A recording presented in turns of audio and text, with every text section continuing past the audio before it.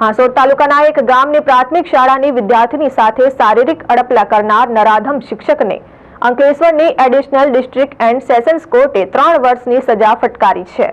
કેસની વિગતો અનુસાર 7 ફેબ્રુઆરી 2022ના રોજ હાંસોડ ખાતે ગ્રામ્ય વિસ્તારમાં પ્રાથમિક શાળામાં ફરજ બજાવતા અને અંકલેશ્વર ખાતે દીવા રોડ પર આવેલ સોસાયટીમાં રહેતા ઈશ્વર ગુમાન પટેલે પોતાની શાળામાં ધોરણ 5માં અભ્યાસ કરતી વિદ્યાર્થીનીને માપ લેવાના બહાને વર્ગખંડમાં બારી પાસે બોલાવી હતી અને બારી પાસે ઊભી રાખી માપ લીધા બાદ તેની જોડે શારીરિક અડપલા કર્યા હતા, જે બાદ વિદ્યાર્થીની ત્યાંથી ભાગવા જતા તેને પકડી રાખી શારીરિક અડપલા કરતા તેણે પહેરેલ ફ્રોક પણ ફાડી નાખ્યું હતું।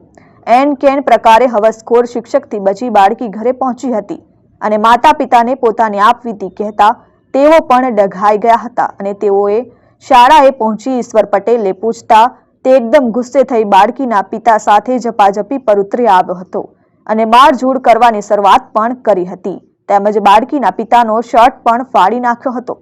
અંતે બાળકીના પિતાએ હાંસોડ પોલીસ મથકે 8 ફેબ્રુઆરી 2022ના રોજ ફરિયાદ આપતા મામલો સામે આવ્યો હતો। હાંસોડ પોલીસે ઈશ્વર ગુમાન પટેલ વિરુદ્ધ પોક્સો એક્ટ છેડતી અને આઈટી એક્ટ હેઠળ ગુનો નોંધી તેની ધરપકડ કરી હતી અને અંકલેશ્વરના નામદાર એડિશનલ ડિસ્ટ્રિક્ટ એન્ડ સેશન્સ જજ વીજે કલોત્રા સાહેબની કોર્ટમાં ચાર્જશીટ રજૂ થયા બાદ કેસ ચાલી જતા 16 જેટલા શહેદોને 8 જેટલા દસ્તાવેજી પુરાવા રજૂ કરી તપાસ કરવામાં આવતા સરકારી વકીલ પિયુષ રાજપૂત દ્વારા પુરાવા અને શાહેદોની પૂછપરછના આધારે ધારદાર દલીલો અને પુરાવાઓને ગ્રાહ્ય રાખી જજ વીજે કલોત્રા સાહેબ દ્વારા શિક્ષક ઈશ્વર ગુમાન પટેલને કસૂરવાર ઠેરવી વિવિધ આઈપીસી ધારા હેઠળ 3 વર્ષની સખ્ત કેદની સજા અને 12,500 રૂપિયાનો દંડ ફટકાર્યો હતો। Dharmesh Patel, RN news, Hansot, Ankleshwar.